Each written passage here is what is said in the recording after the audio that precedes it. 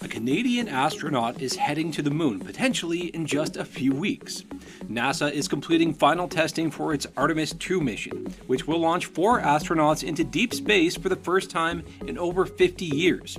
Among the exclusive crew is Canada's own Jeremy Hansen, who's been looking skyward ever since he came across Neil Armstrong in his encyclopedia when he was a kid. It just inspired me to be an explorer. I turned my treehouse into a spaceship. When I look back, that's kind of the spark that lit that for me. The 10-day Artemis 2 mission will realize a lifelong dream for Hansen.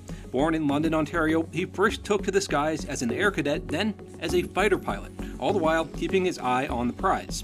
Now, after 15 years with the Canadian Space Agency, he's boarding the ultimate flight. I kind of knew where I ultimately wanted to end up. I was able to share that with people, and people were able to guide me and give me advice. First, the crew will rocket into low Earth orbit, before onboard boosters guide NASA's Orion capsule along a 400,000-kilometer journey to the moon.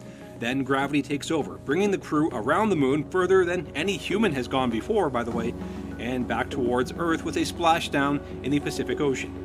The technology and techniques developed for this mission will contribute to research for future Artemis flights, which plan to establish a sustained presence on the surface of the moon and eventually even Mars. There was the Apollo generation, but now we're going to have the Artemis generation, this inspirational push that we know will inspire our future, our young Canadians today to do great things, to prove to themselves, have something visual of, hey, this does look impossible, but we can do these things that look impossible. NASA's current window for launch is the first week of March.